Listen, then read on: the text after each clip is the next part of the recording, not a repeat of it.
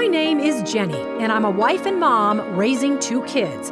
But I used to live a more glamorous life as a TV reporter. I was on the nightly news interviewing pop stars and politicians. So when I said goodbye to TV and hello to motherhood, I suddenly discovered what we moms are up against. We live in a world that tells us to be rich and famous, thin and successful. You know, almost nobody says, "Oh, hey, you're a mom? That's fabulous." But you are fabulous, and I'm here to tell you why. It's the Channelmom Show, celebrating you with Jenny Dean Schmidt. You are listening to the Channelmom Show, where we are celebrating you on Mile High Sports Radio, AM 1510, FM 93.7. I am your host, Jenny Dean Schmidt. You know, you can also watch us all during the week on channelmom.com. We have a guest coming up who's sitting here that forgot that we can be watched and that we videotape. And you can come join us on Facebook, facebook.com/channelmom. We'd love to have you guys tell us out there what you want, what kind of segments you're interested in, and interact with us, even about today's guest. We do have Suzanne Woods Fisher here with us today to talk about the Amish community.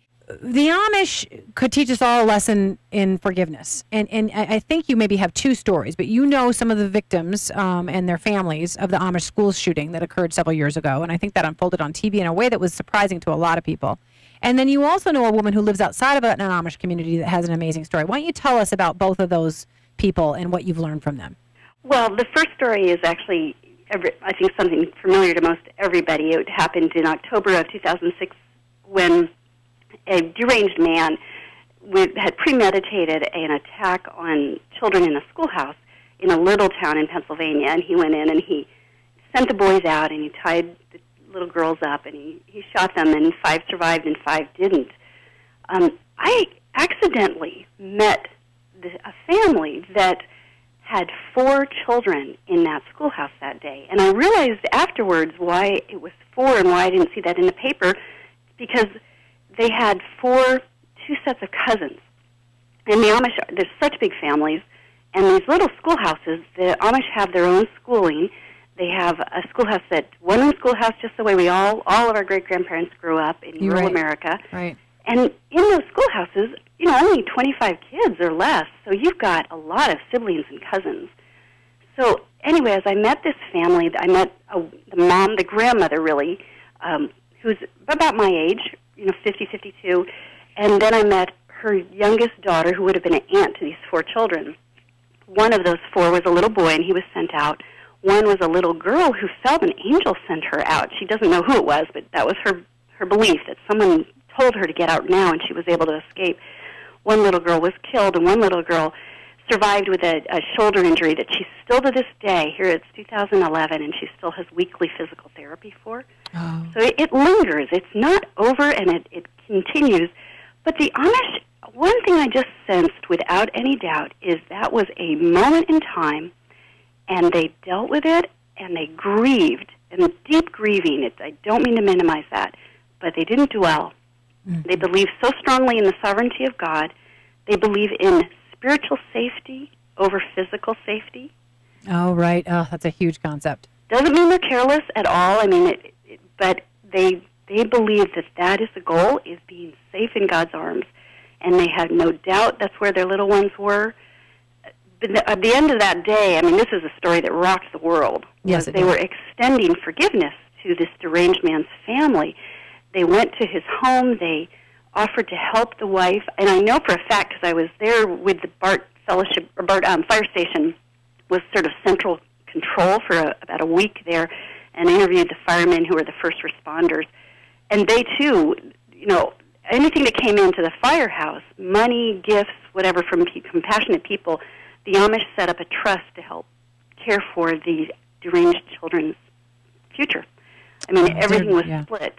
The children of the deranged man? Yeah, I don't know if I said that well, but yeah, you know, and his widow. And, you know, it might have been easier. The man was dead by the end of that day, too. He committed suicide. And that maybe would have been easier than a trial that went on and on. But it was a moment they do not dwell. They don't feel that they're escaped from hardship in this world. They believe this is a difficult world. Mm-hmm. They hold on very tight to the promises of God. I just think there's so much in that story about the idea that where is your focus? And their focus was on God will handle the justice. That's not up to them. Humility is so much a part of who the Amish are. Right. It's just something we could all learn in America. Oh, and, as you mentioned, 9/11 coming up, for all the good that's coming in focusing on where we are today in that country, I have not heard a single word about forgiveness, about moving on. Mm-hmm. I mean, it is really about defense, and it's about, I don't know. I don't mean to minimize that tragedy either. Yeah. But I do think the Amish, they have a sense that God will right the wrongs. Yeah. And their life is not about vengeance or justice. It's about letting the Lord handle that. Right. And it's probably one reason they have lower rates of disease. Because forgiveness, it's proven, it helps you to be healthier. Suzanne, I wish we didn't have to go because you're wonderful and you've given me some great tips. I really appreciate you and your book, Amish Values for Your Family, which was a surprise to me because it really is for my family. And I think it's for a lot of families. So I really appreciate you, Suzanne. How can people get a hold of you real quick? SuzanneWoodsFisher.com, and Facebook, Twitter. I love to connect with readers. It's the best part of the author gig. And you have a show on TogiNet.com, T-O-G-I? Yes, I do, called Amish Wisdom on Thursdays. It's live streaming internet, but you can listen whenever at your convenience. We interview lots of people, including Amish and former Amish and Amish scholars and fiction authors and that kind of thing. Awesome. Suzanne, you were wonderful. Thanks so much for being with us today. Oh, I really enjoyed connecting with you, Jenny. Okay, take care. Bye-bye. Bye. And next week, do you feel like you've got some toxic friends in your life, but you don't know what to do about it? We've got the expert on how to deal with toxic friends, and for every mom who would like to discover her passion and purpose or figure out how to live a more balanced life, our friend Julie Hammerstein is going to tell you about something special she's doing to give moms the answers to these great questions. Please join us back on the Channel Mom Show, and have a great mom week in between. God bless you, moms.